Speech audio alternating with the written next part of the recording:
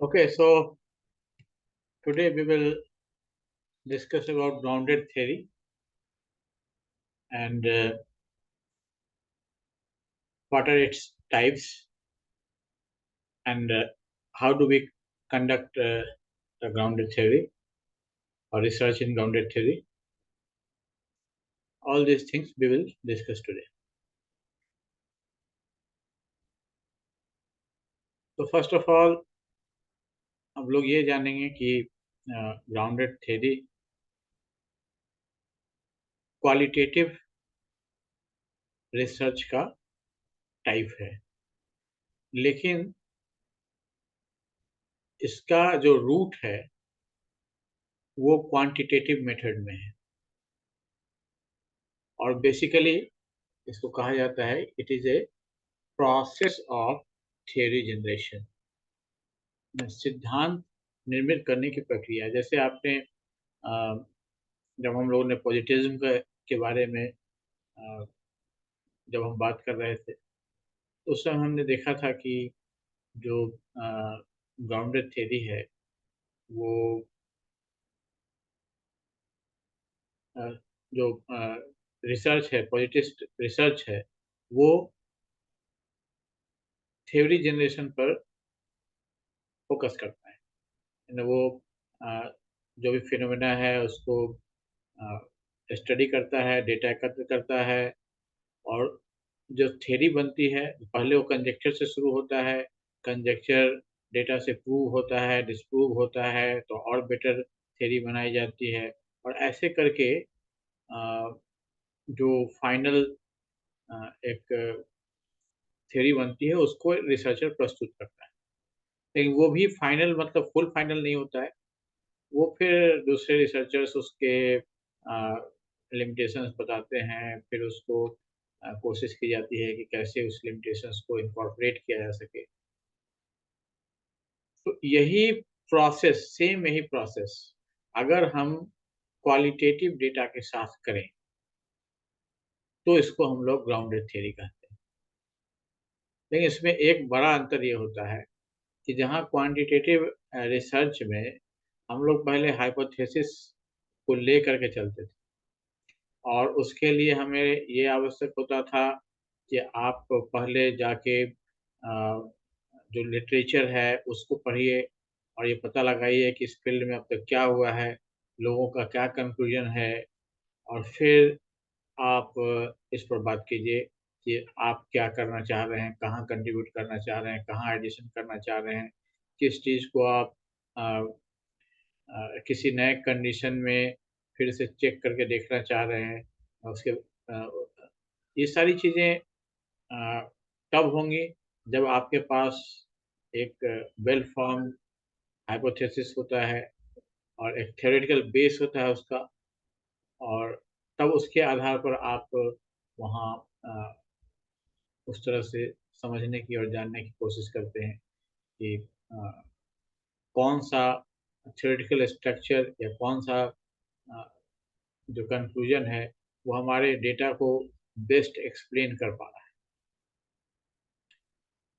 यहाँ वो बात नहीं होती, यहाँ पर सीधे सीधे हम लोग क्वालिटेटिव डेटा लेते हैं और उस क्वालिटेटिव डेटा को एब्स्ट्रैक्ट करके, एब्स्ट्रैक्टिफाई करके और उससे हम लोग थ्योरी बनाते हैं सीधे सीधे।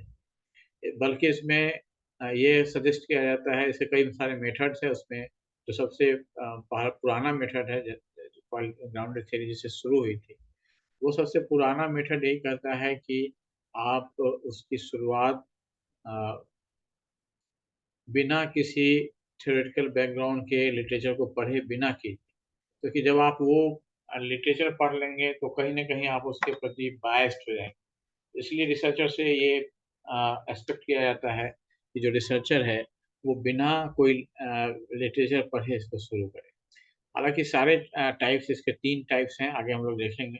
सभी टाइप्स में ऐसा नहीं है कि ऐसा अनिवार्य नहीं है, लेकिन ये भी अनिवार्य नहीं है कि आप इस रिसर्च को करने से पहले जो लिटरेचर रिव्यू कीजिए, उनके मेथड्स देखिए, उनके कंक्लूजन्स देखिए, उन्होंने क्या लूप होल्स छोड़े हैं ये देखिए, उनकी थ्योरीज क्या है इसको देखिए, उनका बैकग्राउंड क्या है, बैकग्राउंड रिसर्च क्या है वो देखिए।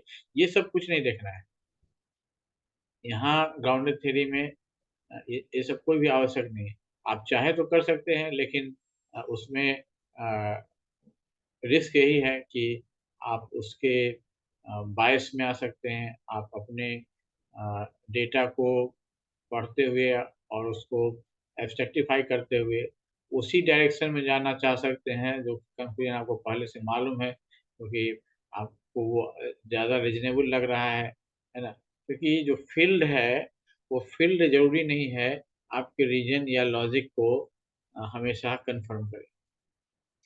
अब ये चीज़ होता क्या है कि ये जो लॉजिक और इसकी इसकी थोड़ी-सी बात मैं कर लेता हूँ कि ये ग्राउंडेड थ्योरी क्यों इस चीज़ से अलग रहना चाहती है कि जो लॉजिकल कन्क्लूज़न है या थ्योरेटिकल कन्क्लूज़न है, उससे नहीं चल के हम लोग सीधे-सीधे डेटा से चलें, है ना? डेटा किस तरह से होता है। उसका एक बड़ा कारण ये है कि जो आउटसाइड वर्ल्ड है वो एक तरह से हिस्टोरिकल डेवलपमेंट का परिणाम होता है। जो भी फिनोमेना है और ख़ास करके जो सोशल फिनोमेना है, उसका एक हिस्टोरिकल बैकग्राउंड होता है। उस बैकग्राउंड से वो चल के आया होता है। और हिस्टोरिकल बैकग्राउंड लीनियर नहीं होता है कि मतलब पहले ये हुआ था, इसके कारण से फिर ये उसका परिणाम ये हुआ, तो फिर उसका परिणाम। हालाँकि हम लोग हिस्ट्री में पढ़ते हैं, तो वो हिस्ट्री एक हिस्टोरियन के द्वारा बनाया जाता है और हिस्टोरियन क्या करता है कि वो अपना लॉजिक इम्पोज़ करता है, जो भी उसको फैक्ट्स प्राप्त होते हैं, उसको इम्पोज़ करता है, इसलिए वो एक लीनियर ऑर्डर में चलता हुआ दिखता है कि ये कारण हुआ था, इस तरह से घटना हुई, फिर उसका एक परिणाम हुआ, फिर उस परिणाम का ये परिणाम जो है, वो परिणाम फिर किसी और चीज़ का कारण बना और वो फिर उस कारण का उस कारण से ये घटनाएँ हुई और फिर उसका एक परिणाम निकला। तो एक कार्य कारण कार्य घटना कारण घटना परिणाम का एक साइकिल हमेशा चलता रहता है इतिहास में। तो ये ये इसलिए होता है क्योंकि जो रिसर्चर है जो इतिहासकार है वो सोचता है कि अ, हम हर चीज़ को एक्सप्लेन करते चलें। तो एक्चुअल लाइफ ऐसा नहीं है। आप अपने अगर पिछले 1 महीने की बात सोचें तो आपको लगेगा कि ऐसा कुछ नहीं।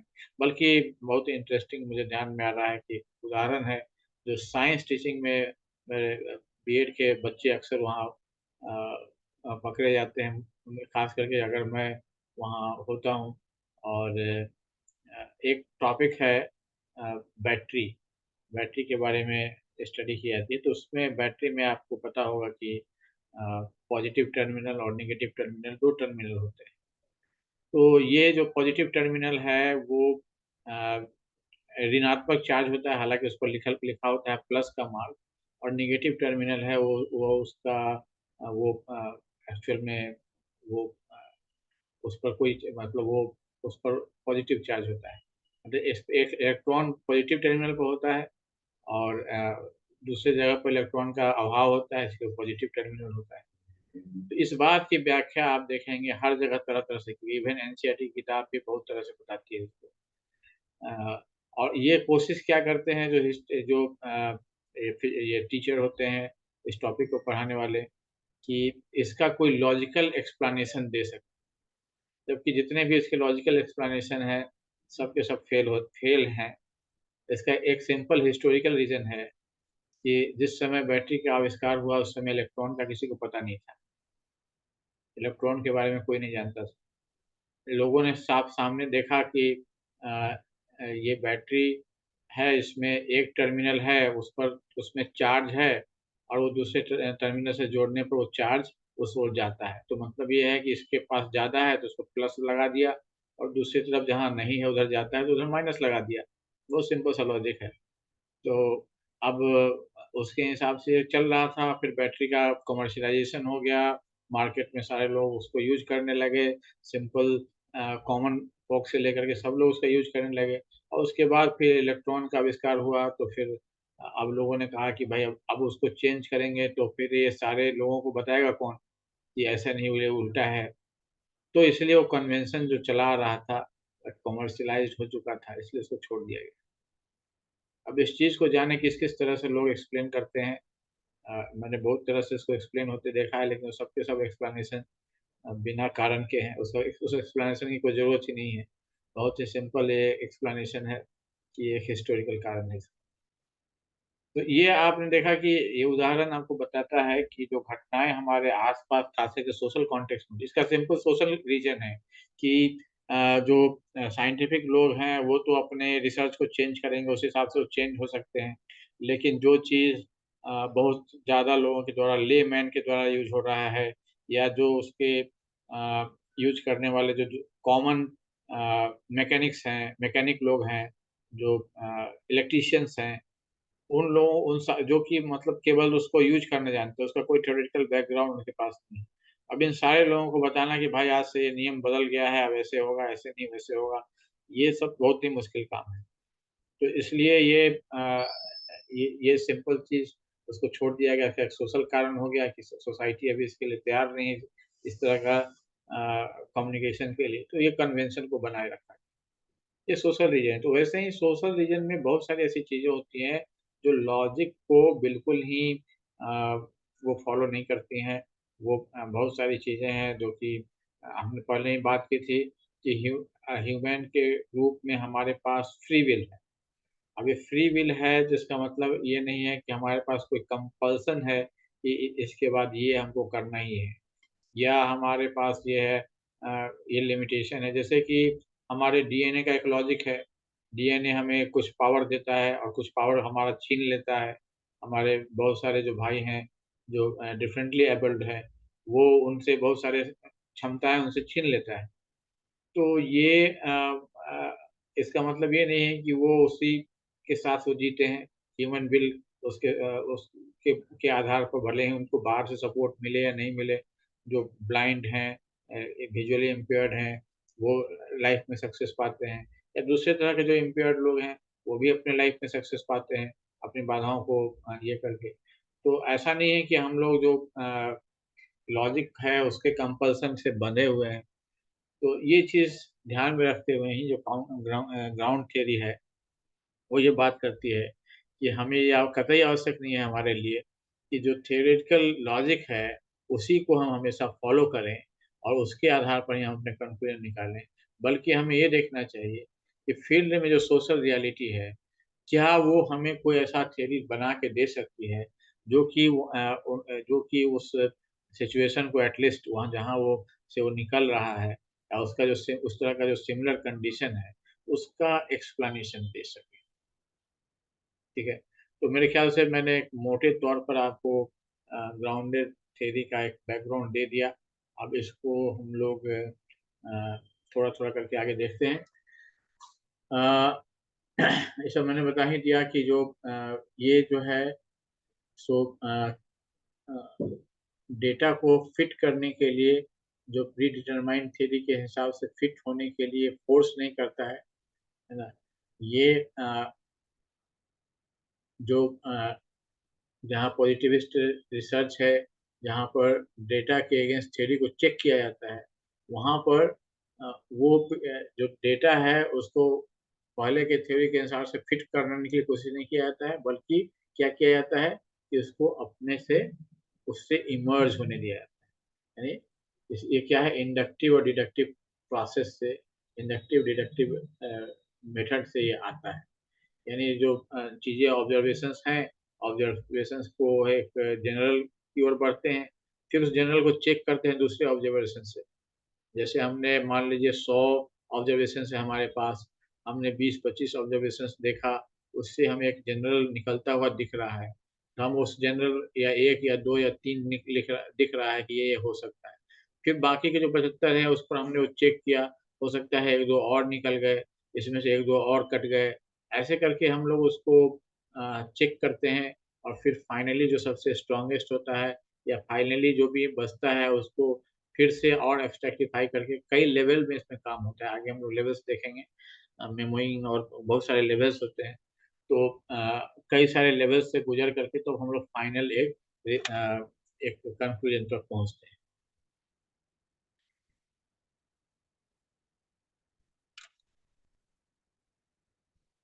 तो इसमें क्या है कि जो जैसे जहाँ की पॉज़िटिविस्ट थ्योरी होती है, उसमें डेटा एक बार हम एनालिसिस कर लेते हैं, उसके बाद डेटा से संबंध खत्म हो जाता है और जब तक डेटा पूरा आ नहीं जाता है तब तक हम लोग एनालिसिस करने की कोशिश भी नहीं करते हैं।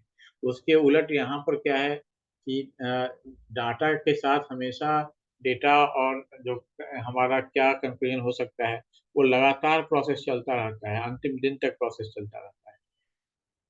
और कोई भी इसमें प्री कॉन्सेप्ट आइडिया या कोई खास किसी तरह का कोई कंपल्सन ऐसा कुछ भी इसमें एक्सेप्ट नहीं किया जाता है और कंटिन्यूअसली केवल जो डेटा जो बात कहता है उसको मान लिया जाता है। और इस कारण से जो रिसर्चर है उसमें अ, उसके अंदर भी कुछ क्वालिटीज इसमें एक्सपेक्ट की जाती है, जैसे कि टॉलरेंस फॉर एम्बिग्विटी। जब किसी चीज के बारे में साफ साफ आपको नहीं कुछ निष्कर्ष निकल रहा है, इसका मतलब ये नहीं है कि वो चीज बेकार है, यूजलेस है, उसको ड्रॉप कर दें या उससे कुछ कंक्लूजन नहीं निकल सकता है। ऐसा नहीं है, आपको उसको वेट करना होगा, संभव है भविष्य में और आंकड़े आने पर उससे कुछ निकल के आए। या ये भी हो सकता है कि वो दोनों बातें उसमें हो, है ना। जैसे कि मान लीजिए कि मैं एक कोर्स में एडमिट हूँ और वो कोर्स मुझे अच्छा भी लगता है और नहीं भी लगता है। कुछ चीज़ें हैं उसकी जो बहुत अच्छी लगती हैं और कुछ चीज़ें हैं उसकी जो नहीं नहीं लगती हैं। ये बहुत ही कॉमन चीज़ है। हर आदमी के साथ बहुत सारी चीज़ें हम करते हैं लाइफ में, तो उसमें दोनों डायमेंशन होते हैं, अच्छी भी है, बुरी भी है। तो एम्बिग्विटी होती है, आप उसको छोड़ना भी नहीं चाहते हैं और रखने में आपको परेशानी भी है, दोनों बातें हैं। तो ऐसी स्थिति में आप ये सोचते हैं कि अ, इ इसके इसके साथ ही रहा जाए, कम से कम जो पॉजिटिव पार्ट है वो तो हमारे साथ है। तो वही बात इसको करनी होती है, तो ग्राउंडेड थ्योरी वालों को कि जो चीज़ एम्बिग्विटी वाली है तो उसको भी रखना पड़ता है। दूसरी बात उनको करनी पड़ती है कि जल्दीबाजी में कोई थ्योरी फॉर्मुलेट नहीं करना है ना? कोई प्रीमैच्योर फॉर्मुलेशन ऑफ थ्योरी नहीं कर किया जाता है। या थ्योरी के लिए वेट करना पड़ता है ना? जब डेटा जो है उसके जितने भी कंट्राडिक्शंस हैं, वो जब तक पूरी तरह से एड्रेस नहीं होते हैं, कंट्राडिक्शन खत्म कभी नहीं होंगे। कॉन्ट्रडिक्शंस तो रहेंगे ही, लेकिन एड्रेस होने का मतलब है कि उसका एक एक्सप्लेनेशन होना चाहिए या उसका जो एरिया है वो एरिया तय हो जाना चाहिए कि ठीक है, ये जो कॉन्ट्रडिक्शन उसका ये जोन है, इस जोन तक ये लागू होता है, इसके बाद का जो जोन है वो हमारा जोन है जो हमारे थ्योरी के लिए है। ठीक है। इसके बाद तीसरी बात है कि जो डेटा है उसको केवल ये नहीं है कि उसको लेने के बाद आप उसका स्टैटिस्टिकल एनालिसिस करना है आपको, इसमें कुछ बात नहीं है, ऐसा नहीं है। तो पूरा पूरा क्वालिटेटिव डाटा है, इसलिए हमेशा आपको उस पर डेटा को बार बार पढ़ना पड़ेगा, क्योंकि अभी हम जिसको जो एब्स्ट्रैक्ट उससे निकालना चाह रहे हैं, हो सकता है बाद में दोबारा हम देखें तो हम में कुछ और आए। कुछ आगे जाने के बाद हो सकता है आपको और ज़्यादा बेटर आइडिया लगे, तो आप फिर से वापस जा कर के रीवर्क करें, जो बेसिक स्टेप आपने लिया था वहाँ से आप रीवर्क करें, उसको और करेक्ट करें। तो ये आपको बहुत ही ध्यान देना पड़ता है डेटा पर। अ, उसके बाद engagement in the experimental process of theory generation, जो थ्योरी जनरेशन का जो प्रोसेस है अ, वो उस पे पूरे साथ उस पूरे प्रोसेस में आपको एंगेज रहना पड़ता है। जब तक कि वो थ्योरी फाइनली क्रिएट नहीं हो जाती है तब तक आपको उसके साथ एंगेज रहना पड़ता है। और जो भी इमर्जेंट कैटेगरीज उससे इमर्ज हो रही हैं, डेटा से इमर्ज हो रही हैं, उसके साथ आपको वर्क करने की क्षमता, उसको समझने की क्षमता, एक्सप्लेन करने की क्षमता, उसके कनेक्शंस को डिसाइफर करने की क्षमता, कनेक्शंस को रिलेट करने की क्षमता, ये सारी क्षमताएं आप में होनी चाहिए। तो ये हमने पहले ही बात कर ली कि जो ग्राउंडेड थ्योरी है उसमें प्री रीडिंग ऑफ लिटरेचर इसकी आवश्यकता बहुत कम हो जाती है। आप थोड़ा बहुत पढ़ सकते हैं, बहुत ज़्यादा आवश्यक नहीं। तो अ, इस क्योंकि इसमें एक्सपेक्ट किया जाता है कि जो रिसर्चर है वो ओपन हो अ, और जो फील्ड है और फील्ड से बाहर हर तरह का की चीज़ें वो पढ़ा हो, वो बायस से फ्री हो और फ्रेश आई से बिना किसी बायसनेस के वो अपने डेटा को अप्रोच कर रहा हो। तो ये एक जनरल इंट्रोडक्शन हमने इसका देखा कि जो ग्राउंडेड थ्योरी है वो थ्योरी को नए थ्योरी को इमर्ज करने के लिए ओरिजिनिकली ऑर्गेनिकली ऑर्गेनिकली इमर्ज करने के लिए अलाउ करता है। ऑर्गेनिकली इमर्ज करने का मतलब कैसे, जैसे कि सीड से पौधा निकलता है, ये ऑर्गेनिकली निकलता है, उसके अंदर जो एक जो चीज़ें हैं सीड के अंदर, और बाहर से वो केवल वाटर लेता है और फिर मिनरल्स लेता है, और वो सीड जो है सो जर्मिनेट करता है, ये ऑर्गेनिकली ये क्रिएट करके निकल रहा है। तो वैसे ही यहाँ जो थ्योरी है वो डेटा के अंदर से जर्मिनेट करके निकलेगा। ठीक है, बात समझ में आ रही है सबको? ये डेटा के अंदर से जर्मिनेट करके ये थ्योरी बाहर निकलेगी, और अ, उसका जो भी एनालिसिस है और वो सब कुछ जो रिसर्चर है उसको बिना किसी प्री कॉन्सेप्ट नोशन के उसको करना होता है, और ओपननेस के साथ करना होता है, और उससे उसको मीनिंगफुल थ्योरी तैयार करना।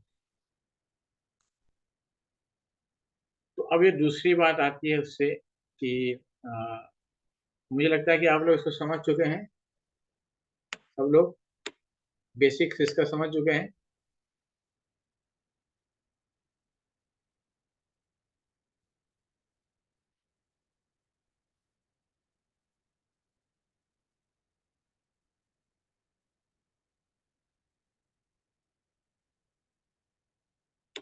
ओके, समझ चुके हैं तो आप कुछ प्रश्नों के उत्तर बता दीजिए। What distinguishes grounded theory from positivist research? आप अपना उत्तर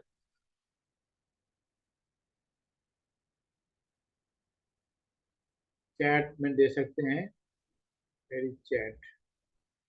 हाँ,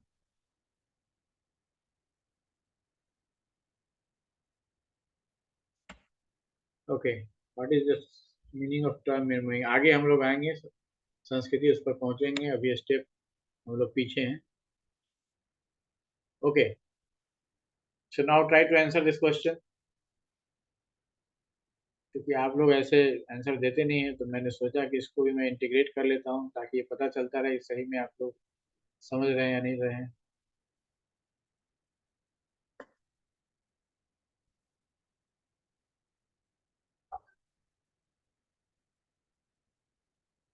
क्वेश्चन है कि जो पॉजिटिविस्ट रिसर्च है उससे ग्राउंडेड थ्योरी क्या कैसे अलग है। पहली बात है कि ग्राउंडेड सिद्धांत पहले से मौजूद सिद्धांतों पर निर्भर करता है।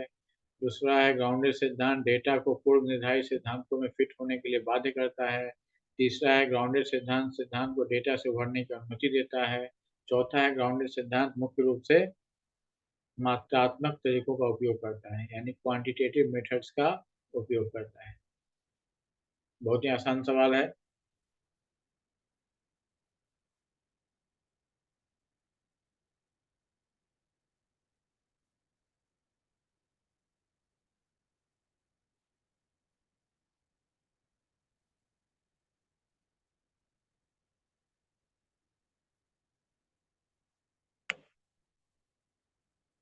क्यों, कोई नहीं?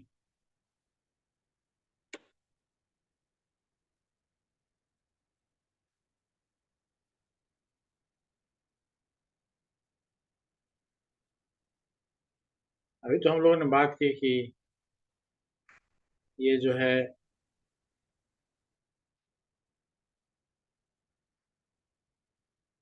ऑर्गेनिकली इमर्ज करता है डेटा से।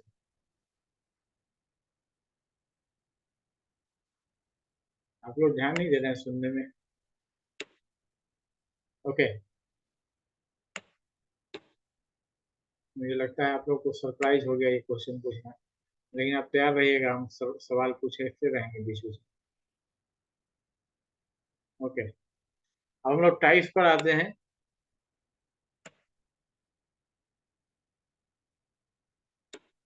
अब टाइप्स क्या है?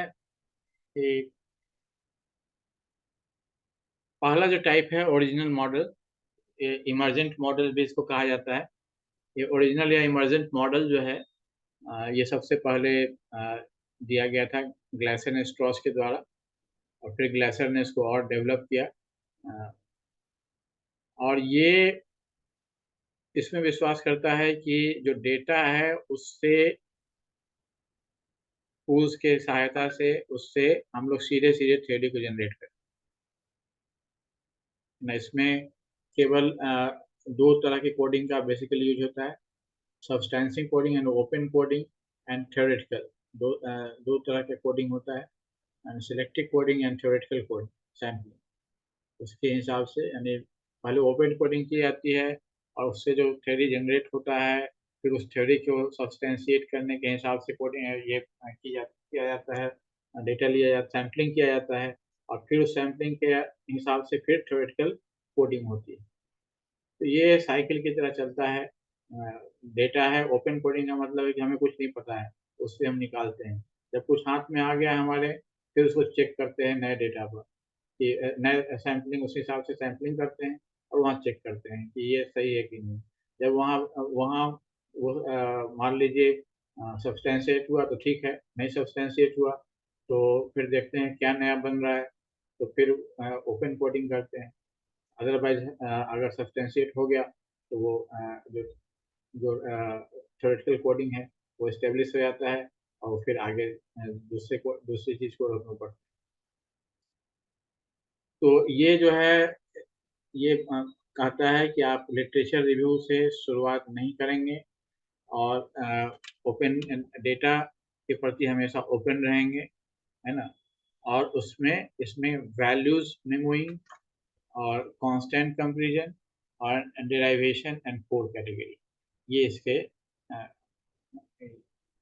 अंग होते हैं।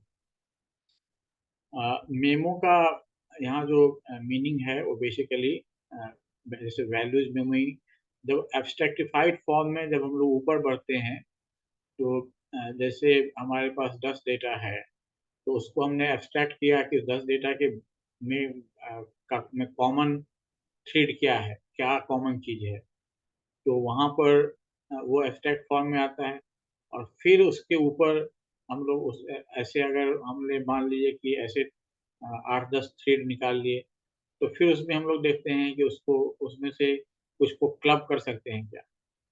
तो जो क्लब करने के बाद जो लेवल होता है उसको हम लोग मेमोइंग कहते हैं। आगे हम लोग इसको और विस्तार से देखेंगे। दूसरा जो मॉडल है उसको रिवाइज़ या सिस्टमैटिक मॉडल कहते हैं। ये सिस्टमैटिक मॉडल जो है सो स्ट्रॉस एंड कॉर्बिन के द्वारा 1990 में दिया गया था, और फिर इन लोगों ने इसको और डेवलप किया है। अभी हाल-फिलहाल तक डेवलप किया है, 2008 और 2015 में भी डेवलप किया है इसको। उन्होंने इसके पेपर्स बनाए होंगे। ये क्या है कि ये ज़्यादा सिस्टमैटिक और है, और इसमें बहुत सारे इंस्ट्रक्शंस दिए गए हैं। इसमें प्रिस्क्रिप्टिव अप्रोच है। तो इसमें बताया जाता है कि इसके बाद क्या करना है, और with focus on axial coding. अभी एक्सियल कोडिंग क्या होता है? एक्सियल कोडिंग जहाँ ओपन कोडिंग थी, वहाँ पर क्या था कि आपको डेटा सामने है, उसको देख कर के आप कॉमन निकाल ले रहे थे। अब यहाँ अब क्या करना है कि जो-जो मान लीजिए कि आपके पास 100 ऑब्जर्वेशंस हैं, उस 100 ऑब्जर्वेशंस में आपने अ, 8 या 10 आपने उसका एब्स्ट्रैक्टिफ़ाई करके उसमें कॉमन थ्रेड खोजा, ये कॉमन है। अ, अब एक्सचेंज में क्या होगा कि वो जो कॉमन 10 थ्रेड है, 8 थ्रेड है, उसके भी आपस में रिलेशन खोजना है। ये 8 हुए, लेकिन ये 8 आपस में कैसे रिलेटेड है ना? तो ये एक्सियल इस लेवल पर, इसलिए इसका नाम एक्सियल है। ये एक्सेल जैसे होता है गाड़ी में, वैसे ही ये एक्सियल है कि उस लेवल पर जहाँ पर हमने थ्रेड बनाया है, उस लेवल पर क्या कनेक्शन है। तो ये एक्सियल कोडिंग इसको इसलिए नाम दिया जाता है। तो इसके बाद इसमें जो है सो लिटरेचर रिव्यू पर करने के लिए सलाह दी जाती है और थ्योरेटिकल सेंसिटिविटी और हाइपोथेसिस जनरेशन इसमें रखा जाता है कि हाइपोथेसिस आप जनरेट कीजिए, उसको चेक कीजिए, प्रूफ कीजिए, ये सब चीज़ें इसके अंदर आती हैं।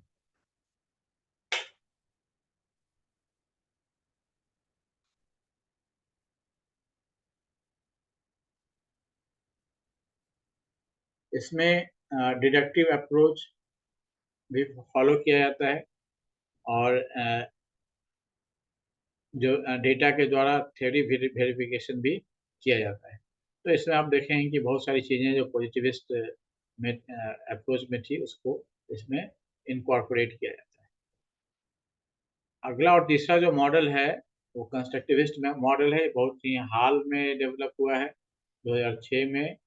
ये टर्मेस के द्वारा डेवलप किया गया है और इसमें जो सब्जेक्टिव मीनिंग पार्टिसिपेंट और रिसर्चर दोनों किसी चीज का जो भी मीनिंग वो खुद समझ रहा है उसको उस पर फोकस रहता है।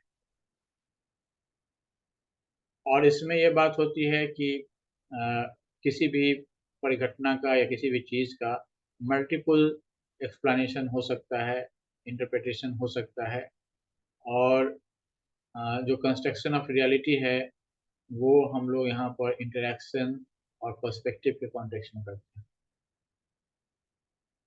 और इस तरह से यहाँ जो पहले के दो जो अप्रोच है उसमें कहीं न कहीं जो एक तरह का ऑब्जेक्टिविस्ट थोड़ा थोड़ा उसमें आ रहा था कि ऑब्जेक्टिफिकेशन की ओर बढ़ने की टेंडेंसी।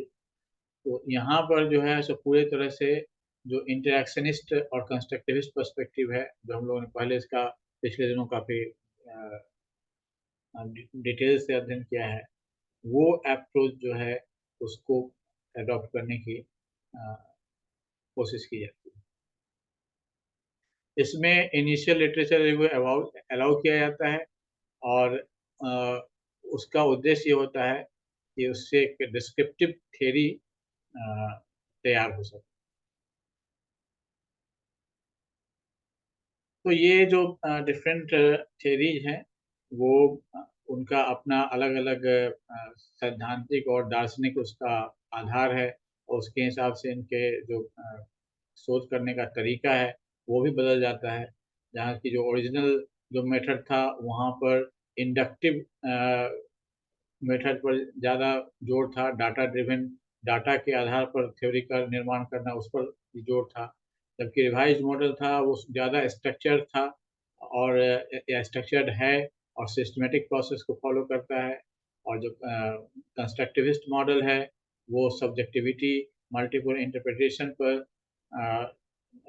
फ़ोकस करता है जिसके परिणाम स्वरूप डिस्क्रिप्टिव थ्योरीज़ का निर्माण होता है।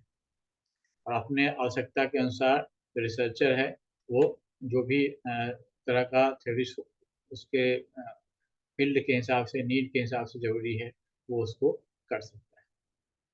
अब इसके कुछ कॉमन फीचर हैं, ये 3 अलग-अलग तरह के हमने 3 टाइप्स जो हमने देखे, उसमें कुछ कॉमन फीचर्स हैं, हम लोग उसको देखेंगे कि क्या-क्या कॉमन फीचर हैं।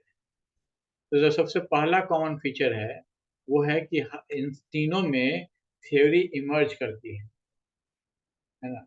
थ्योरी जो है इन तीनों में इमर्ज करती है डेटा के अंदर से। चाहे आप कोई भी तरीका लें तीनों में से, थ्योरी को डेटा से ही इमर्ज करना है और थ्योरी बाहर से इम्पोज़ नहीं होगा। दूसरा है कि जो रिसर्चर है वो इसमें जो डेटा है उसके आधार पे कंक्लूजन निकालेगा, वो थोड़ा आगे बढ़ेगा, उसको लगेगा कि हमारा कंक्लूजन कुछ या जो जनरलाइज़ेशन है, या जो एक कॉमन थ्रेड है, वो ज़्यादा इफ़ेक्टिव नहीं है, तो फिर वापस जाएगा, फिर से डेटा को देखेगा। यानी रिकर्सिवनेस है, ये एक तरफ सीधे बढ़ना नहीं है, ये आगे बढ़ना है, फिर पीछे हटना है, फिर आगे बढ़ना है, फिर पीछे हटना है। ये बार-बार आगे बढ़ना, पीछे हटना इसमें चलेगा जब तक कि आप संतुष्ट नहीं हो जाते हैं कि हमें एक सही थ्रेड मिल चुका है या सही लाइन मिल चुका है, जिस लाइन पर बढ़ते हुए हमें इसके जो हमारे जितने भी अ, हमारे पास जितने भी हमने डेटा एकत्र किए हैं, वो सारे सैंपल को हम अच्छे से एक्सप्लेन कर सकते हैं। तीसरा इसका जो कॉमन फैक्टर है, वो टारगेटेड सैंपलिंग है। जैसे देखिए आपको पॉजिटिविस्ट व्यू पॉइंट में आपको ध्यान होगा कि वहाँ पर प्रोबेबिलिटी प्रोबेबल सैंपलिंग पर फोकस किया जाता है। क्योंकि जो प्रोबेबल सैंपलिंग है, उससे हम ये निश्चित कर सकते हैं कि एक छोटे से सैंपल से हम वैसा निष्कर्ष प्राप्त कर लेंगे, जो कि एक बड़े ग्रुप के लिए हम उसको सही मान सकते हैं। यहाँ वो चीज़ आवश्यकता नहीं, यहाँ पर हमें क्या करना है, थ्योरी जनरेट करना है। तो थ्योरी जनरेट करना है तो हमें यहाँ पर टारगेटेड सैंपलिंग करना होगा। जैसे कि अगर हम मान लीजिए कि वर्तमान समय में जो यूथ हैं, उनका अपने ये कैरियर या मान लीजिए बहुत सिंपल चीज़ लेते हैं, फैशन ट्रेंड के प्रति का क्या उनका नज़रिया है, इसको हमने अपना टॉपिक बनाया है।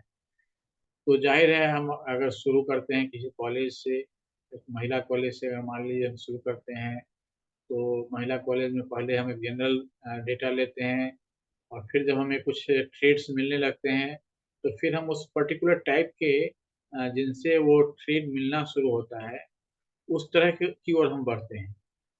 ताकि हम वो यानी जैसे कि कुछ ऐसी लड़कियाँ होंगी जो बहुत ज़्यादा फैशन के प्रति कॉन्शियस होंगी, तो उसकी ओर वो वैसे स्पेसिफ़िक चीज़ों को, वैसे स्पेसिफ़िक लोगों को यहाँ पर टारगेट करके और वहाँ पर उन उन उनसे उन पर फ़ोकस करके और फ़र्दर डेटा लेने की कोशिश की जाती है, ताकि कि एक थ्योरी जनरेशन में उससे सहायता हो।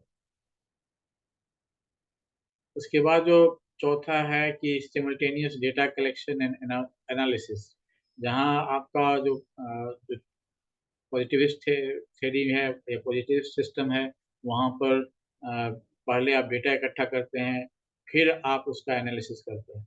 उसकी जगह पर यहाँ नया सिचुएशन है, यहाँ पर आपको क्या करना है कि साथ-साथ चलते रहा। आपका 10 डेटा आ गया, आप उसको देख कर के एक समझ बना रहे हैं, फिर उसके हिसाब से हो सकता है आप टारगेटेड सैंपलिंग करेंगे। अब हो सकता है आपका थ्रेड सही नहीं जा रहा है, तो आप फिर कुछ और ओपन सैंपलिंग करेंगे। फिर कुछ थ्योरेटिकल सैंपलिंग करेंगे, यानी थ्योरी आपको बता रही है कि इस तरह के लोगों को अप्रोच करो, तो उस तरह की सैंपलिंग करेंगे। मतलब बहुत सारी बातें इसमें आ सकती है और सिमुल्टेनियसली आपका वो प्रोसेस चलता रहता है, जिसमें कि आपको डाटा कलेक्शन भी करना है, एनालिसिस भी करना है। उसके बाद सिस्टमैटिक कंपैरिज़न, अ, इसका मतलब हुआ कि जो लगातार आपको जो डेटा से आपको इमर्ज कर रहा है पैटर्न, उसका कंपैरिज़न करते रहना है नए डेटा के साथ, है ना? और उसका जो रिलेशनशिप आपको अभी समझ में आ रहा है, क्या रिलेशनशिप नए आँकड़ों के आने के बाद भी वो इकट्ठा आँकड़े से यहाँ मतलब मेरा कहीं से भी नंबर नहीं है, आँकड़े से मेरा मतलब है इंटरव्यू, ओपन इंटरव्यू है, वर्बल इंटरव्यू है, जिसमें कि वाक्य हैं, है ना? स्टेटमेंट्स हैं, है ना? तो आपने जो अपने कन्क्लूज़न निकाले हैं, जो पैटर्न्स निकाले हैं और जो रिलेशनशिप समझे हैं, वो क्या जो नए लोगों से आपकी बात हो रही है, वो उससे कन्फर्म हो रहा है, या उसमें कुछ डिस्क्रिपेंसी आ रही है, क्या सिचुएशन है? तो ये सिस्टमैटिक वे में आपको कब इस काम को करना है, कि किस तरह से स्टेप बाय स्टेप इसको पूरा करना है। आगे हम स्टेप्स को देखने वाले हैं और फाइनली इससे आपको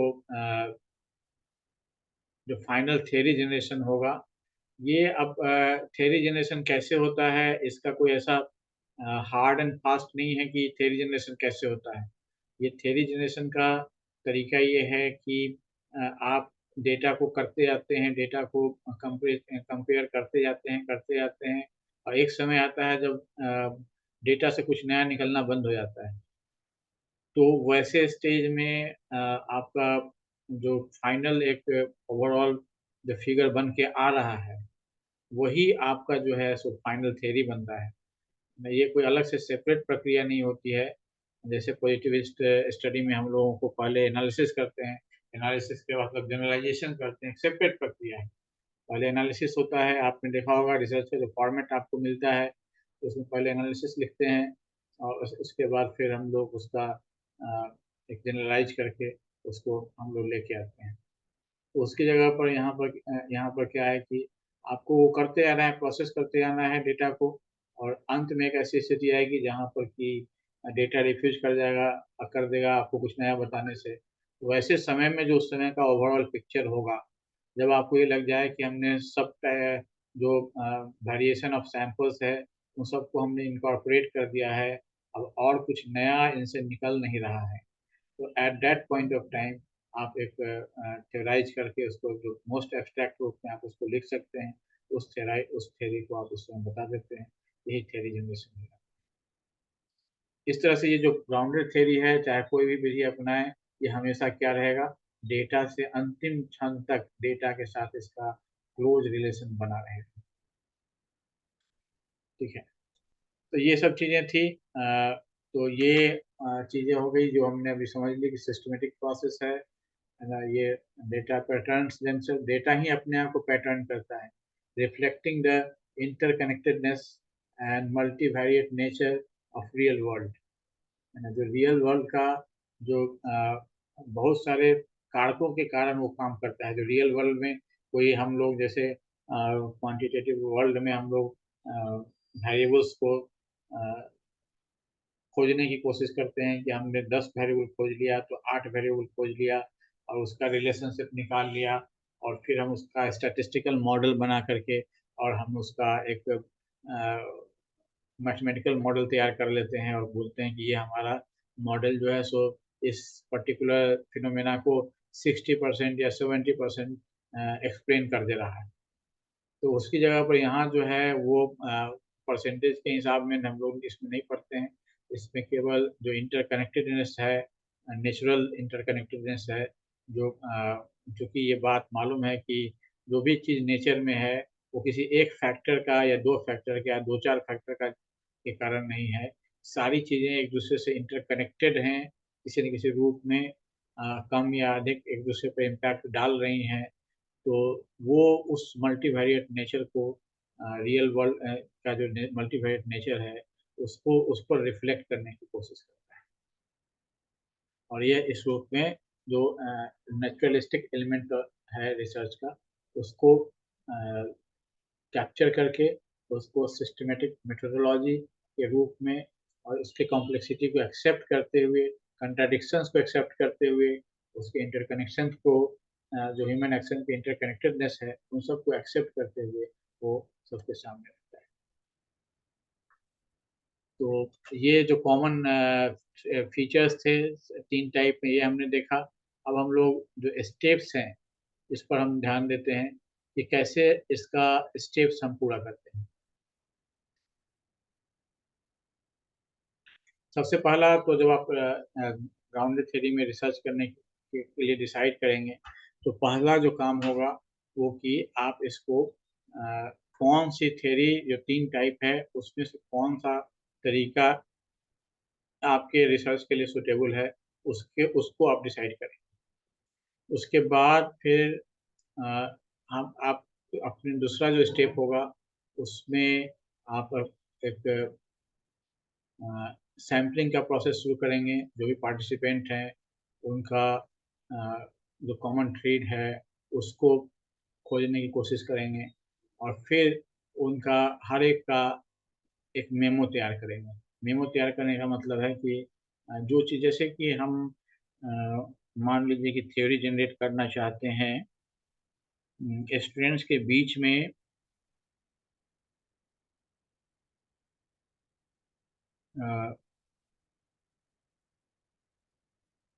लीडर लीडरशिप के प्रति जो उनका अपना एक रवैया है, उसके लिए हम थ्योरी जनरेट करना चाहते हैं कि कोई स्टूडेंट खुद को लीडर बना लेता है और दूसरा नहीं बनाता है, या खुद को लीडर के रूप में देखता है, दूसरा नहीं देखता है।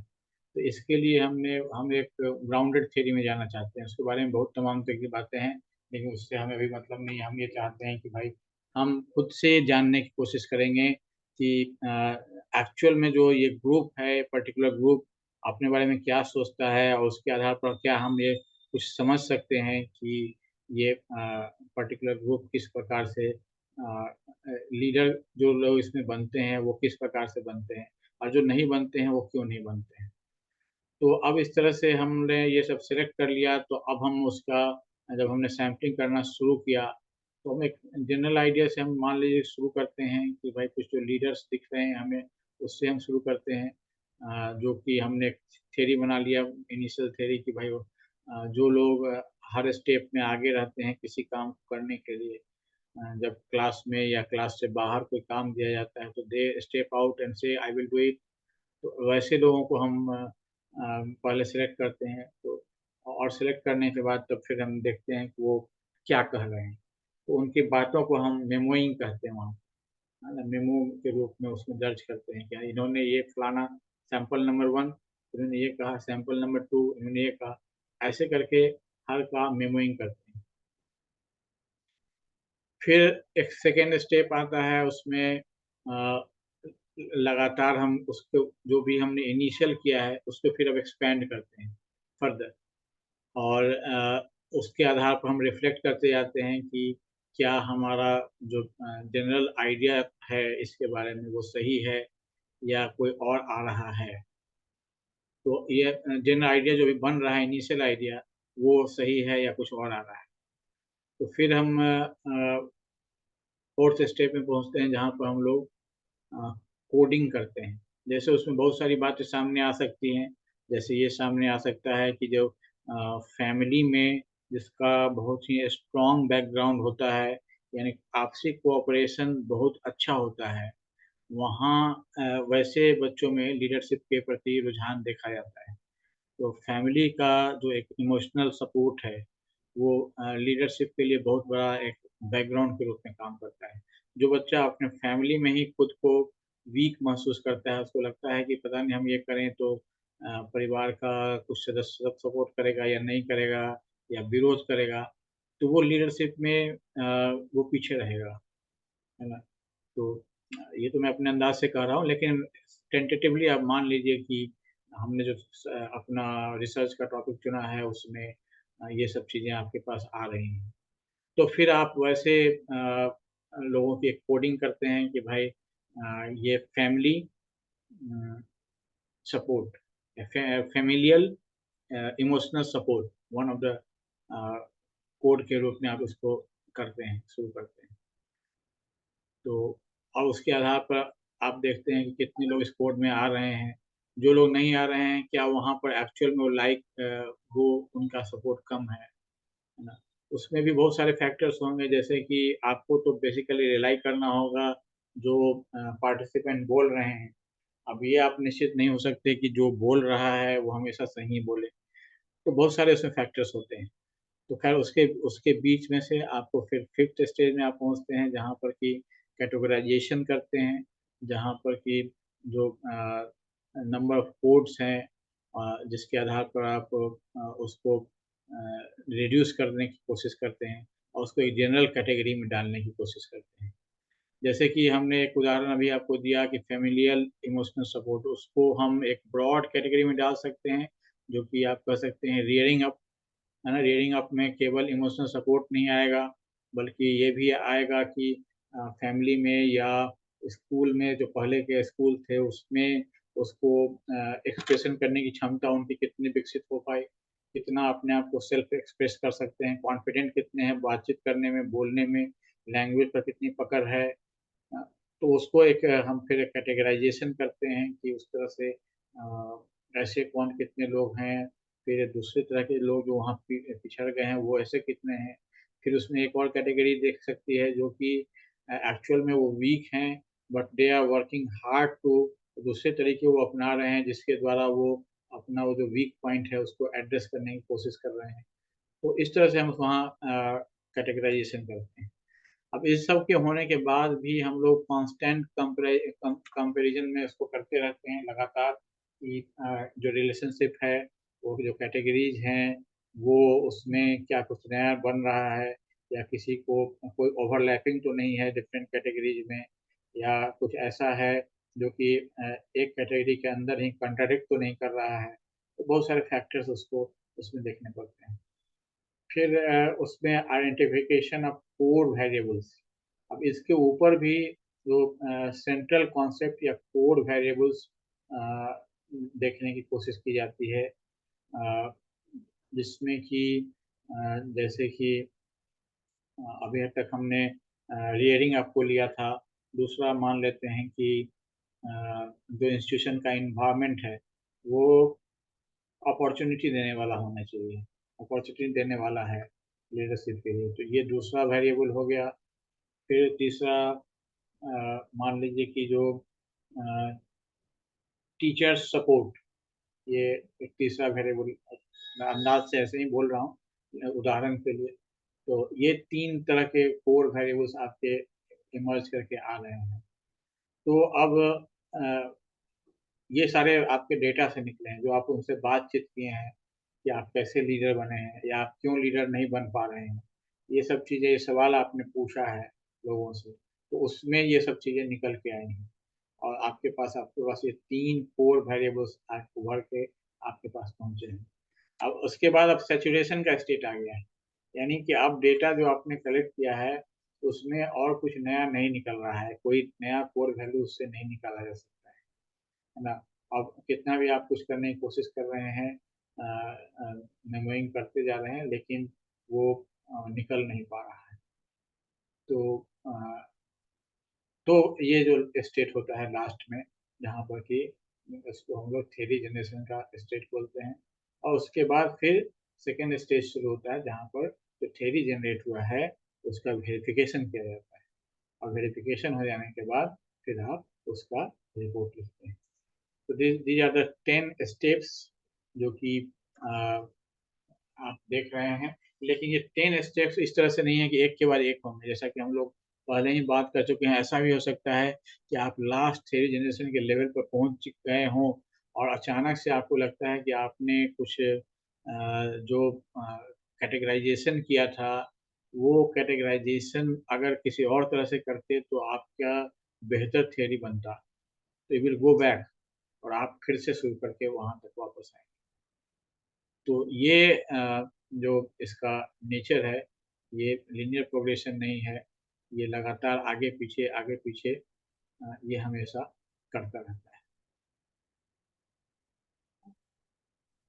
अब इसका जो हमने यहाँ कहा था कि थ्योरी जनरेशन के बाद वेरिफिकेशन होता है। ये वेरिफिकेशन कैसे करते हैं, इसका इवैल्यूएशन कैसे करते हैं, उसका उसके भी तरीके बताए गए हैं। जैसे कि ग्लासनर एंड स्ट्रॉस ने इसका क्या तरीका बताया है, इसमें उसने बेसिकली ये 4 पॉइंट्स दिए हैं। पहला है क्लोजनेस ऑफ फिट।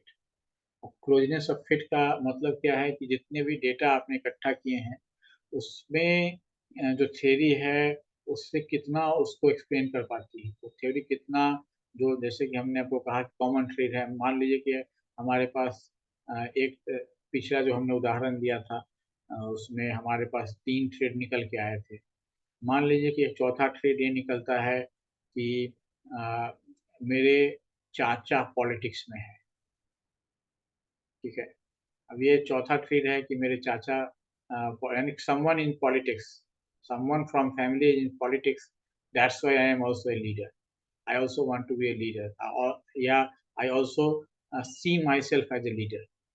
ये एक फिट है। तो अब ये आपके किसी इसमें आ नहीं रहा है तो आपने उसको छोड़ दिया है चौथे, क्योंकि भाई ये अ, अलग केस है, स्पेशल केस है, इसको हम अपने थ्योरी जनरेशन में नहीं रखते, क्योंकि ऐसा नहीं है कि हर एक बच्चा के परिवार में कोई ना कोई पॉलिटिक्स में रहेगा ही। ये तो कुछ स्पेशल केस है। तो एक क्लोजनेस ऑफ फिट का मतलब क्या हुआ कि हमने चार हमारा ये था, चार हमने जो थ्रेड निकाले थे उसमें से तीन तो फिट हो गया, एक एक नहीं हुआ, तो एक को हमने छोड़ दिया। तो ये क्लोजनेस है, ये हाई लेवल का क्लोजनेस है। अ, उसी तरह से जो दूसरा है वो है कि ले पर्सन अंडरस्टैंडिंग, यानी हमने जो थियरी निकाला है, अगर हम उस फील्ड में, जिस फील्ड का हम स्टडी कर रहे हैं, यानी उस बच्चे को जो कि लीडर बनना चाहता है, उसको हम ये बताते हैं कि देखो हमने रिसर्च किया तो हमने ये पाया कि जो बच्चे जिनका बचपन से पारिवारिक बैकग्राउंड इमोशनल सपोर्ट वाला होता है, या जिनको कि कम्युनिकेशन स्किल्स की अच्छी ट्रेनिंग मिली होती है, ऐसे बच्चे जो हैं वो सक्सेसफुल होते हैं। इन दैट केस जो लेमैन अगर वो एग्री करता है उससे, तो इसका मतलब होता है कि आपका जो ग्राउंडेड थ्योरी है जो आपने बनाया है वो सही जा रहा है। तीसरा जो इसका चेक है वो ये है कि जो wide range of everyday situation है उस फील्ड में, अ, उस सब जगह वो फिट हो सकता है। जैसे कि हमने थ्योरी बनाया मान लीजिए हाई स्कूल स्टूडेंट के लिए, तो ये लोअर क्लासेस के लिए भी फिट है, या ये फिर जो उस तरह के दूसरे बच्चे हैं या अलग-अलग तरह के स्कूल्स में जो बच्चे हैं, उन सब जगह पर भी वो अप्लाई हो पा रहा है ना? तो कोई ऐसा नहीं है कि जैसे कि अगर आप स्लम चिल्ड्रन का स्टडी करते हैं और उसका कुछ ग्राउंडेड थ्योरी से निकालते हैं, तो ज़ाहिर है कि उसको आप अगर स्कूल में पढ़ने वाले बच्चों पर लागू करना चाहेंगे, तो वो एक चैलेंजिंग बात होगी, वो जनरली लागू नहीं होगा। तो ये एप्लीकेबिलिटी जो सिमिलर उस तरह का सिचुएशन है एवरीडे, उसका जो डाइवर्स रेंज है, वो सब जगह एप्लीकेबल हो। ये भी इसका एक इवैल्यूएशन है या एक बताता है कि आपकी थ्योरी ठीक है। दूसरा और लास्ट है कि प्रैक्टिकल यूटिलिटी, है ना? इससे जो है आप कुछ इम्प्लीमेंटेशंस निकाल सकते हैं, पॉलिसी इम्प्लीमेंटेशन निकाल सकते हैं, सजेशंस निकाल सकते हैं, आप सजेस्ट कर सकते हैं लोगों को, जो एडमिनिस्ट्रेशन है उसको, पॉलिसी मेकर्स को, कि यहाँ पर आपको कैसे इस कंडीशन में क्या काम करना चाहिए, कैसे करना चाहिए, ये सब चीज़ें आप देख सकते हैं। अब दूसरा जो क्राइटेरिया का सेट है, ये स्ट्रॉस एंड कॉर्विन के द्वारा दिया गया था, जिसमें कि जो पहला पॉइंट है वो है एडेक्वेसी ऑफ पावर।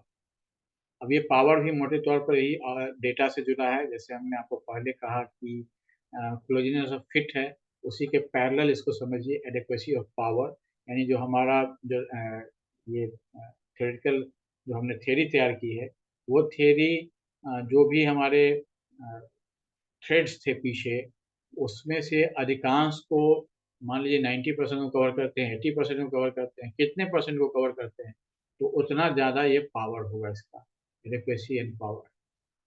उसके बाद है रिलेवेंस एंड यूटिलिटी, है ना?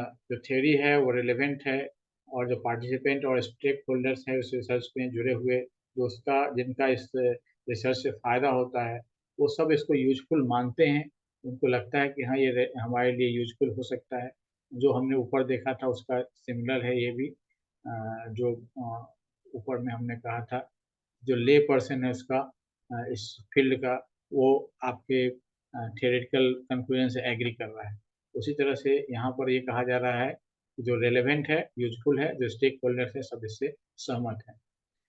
फिर fit to data and phenomenon, है ना? जो फिनोमिनन है उसके साथ फिट हो रहा है, डेटा के साथ फिट हो रहा है। अ, अधिकांश चीज़ें इसमें जो अंडर इन्वेस्टिगेशन है उसमें जो भी कंडीशंस हैं, वो हम जब इसको लागू करते हैं, तो वो उसको थ्योरी जो है सो सही साबित होता है।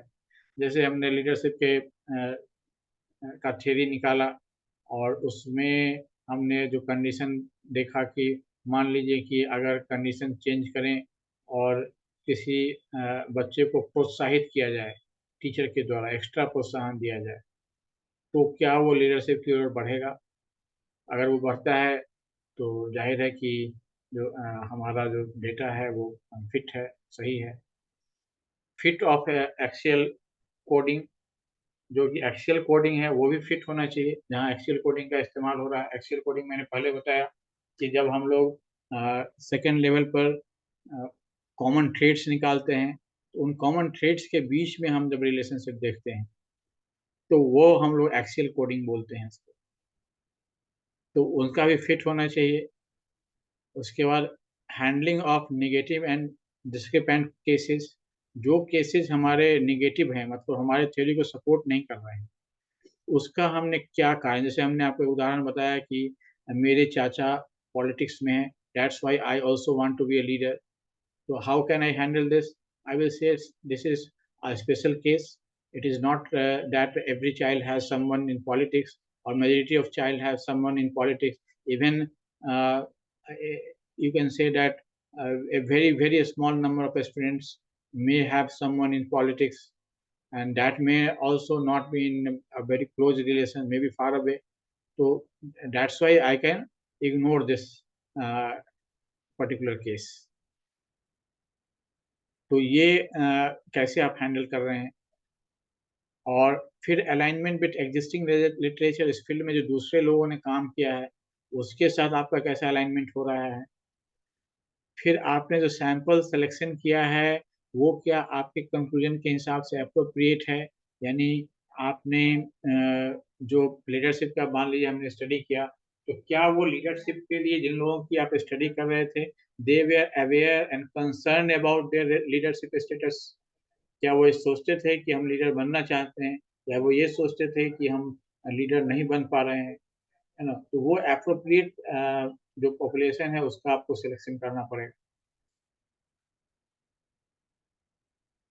उसके बाद है आइडेंटिफिकेशन ऑफ मेजर कैटेगरीज। जो मेजर कैटेगरीज है उसको वो क्या उसके अंदर से इमर्ज होकर के आ रहा है, और फिर होता है हाइपोथेसिस टेस्टिंग। तो जो कैटेगरीज के आधार पर आपके हाइपोथेसिस बन रहे हैं वो जो आप फॉर्मुलेट कर रहे हैं उसको किस तरह से आपने टेस्ट किया है, उसको आप बाद में भी टेस्ट करके देख सकते हैं। संभव है आप उसके लिए चाहे तो दूसरे मेथड्स भी अपना सकते हैं। हैंडलिंग ऑफ डिस्क्रिपेंसीज, जहाँ डिस्क्रिपेंसीज हैं, जहाँ हाइपोथेसिस काम नहीं कर रहा है, वहाँ पर जो डिस्क्रिपेंसीज हैं क्या आप उसको एक्सप्लेन कर पा रहे हैं? फिर आप क्या कोर कैटेगरीज को आइडेंटिफाई कर पा रहे हैं, और जो कॉन्सेप्चुअल लिंकेजेस हैं उसको क्या एस्टेब्लिश कर पा रहे हैं, है ना? इसके बाद वेरिएशन एंड एक्सप्लेनेशन, जो भी वेरिएशंस उसमें आपको दिख रहा है अलग अलग तरह के, जैसे जेंडर के आधार पर वेरिएशन दिख रहा है, या जो मार्जिनलाइज्ड ग्रुप है उसके कारण से वेरिएशन दिख रहा है, तो आपके पास एक्सप्लेनेशन होना चाहिए। एक पर्टिकुलर ग्रुप ऑफ चाइल्ड है जो कि जेंडर के कारण से लीडरशिप से पीछे रहना चाह रहा है, जो भी वेरिएशन है उसका कुछ एक्सप्लेनेशन आपको क्लियर होना चाहिए। फिर जो चेंजेस है, assess whether the theory incorporates change and movement in development of the theory.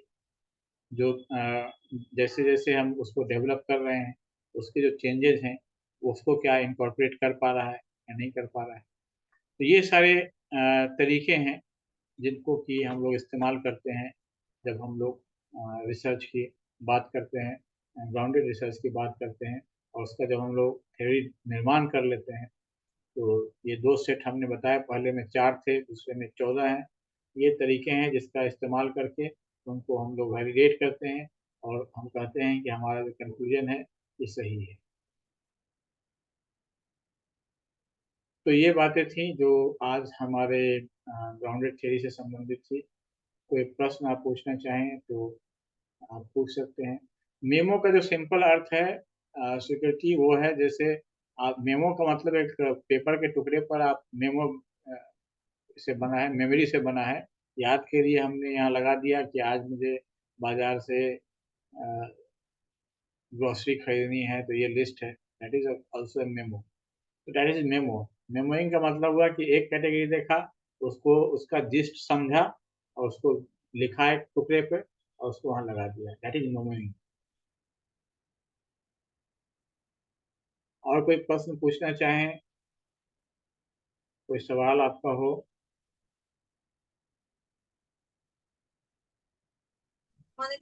Sir, I joined very late.